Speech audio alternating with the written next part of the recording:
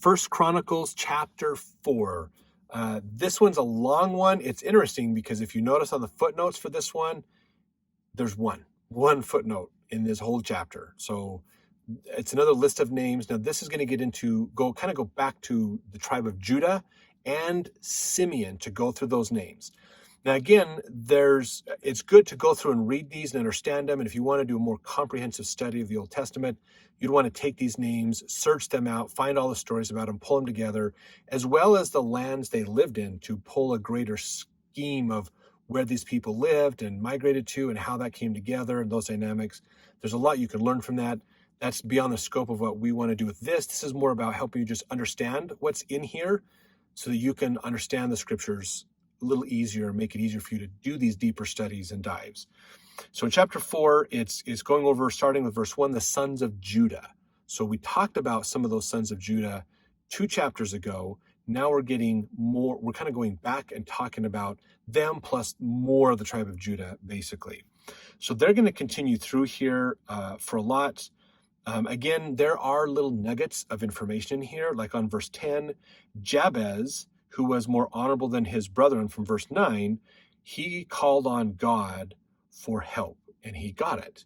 This is probably the only place in the Old Testament that story is mentioned, and all we get is a small paragraph, so there's probably more to it than that.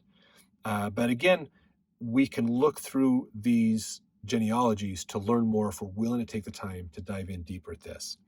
Now, if we come down, keep scrolling down through on these two. Let's see, it is, verse 21 is the sons of Shelah, who is the son of Judah. So this is another line going off, basically. So if you imagine, like, here's Judah, and then each of his wives and each of their sons, and then it's kind of detailing those genealogies, basically. But verse 24, they switched to Simeon, which was the brother of Judah, basically the sons of Simeon. And then it goes through those lines as well. They dwelt at Beersheba.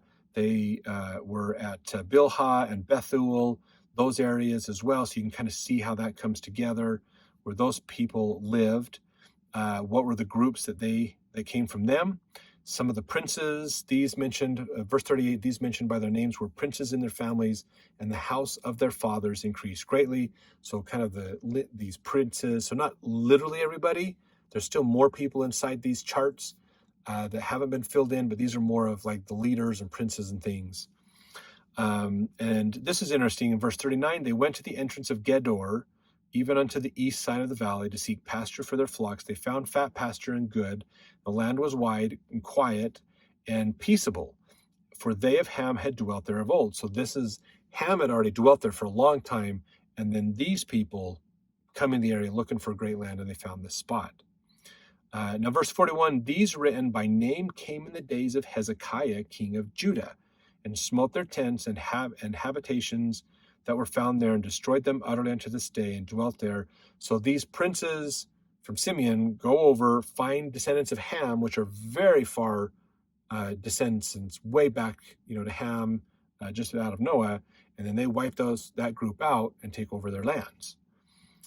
So that's what we have here, basically, is pulling all this together a little bit more, little more chronology, not as much story, but a few snippets in there. But if we combine it with the story, we get a more rich sense of what's happening in the Old Testament in these times, basically, is what's here. So let's jump into chapter 5 to continue this story more as we get into more genealogy of the sons of Jacob.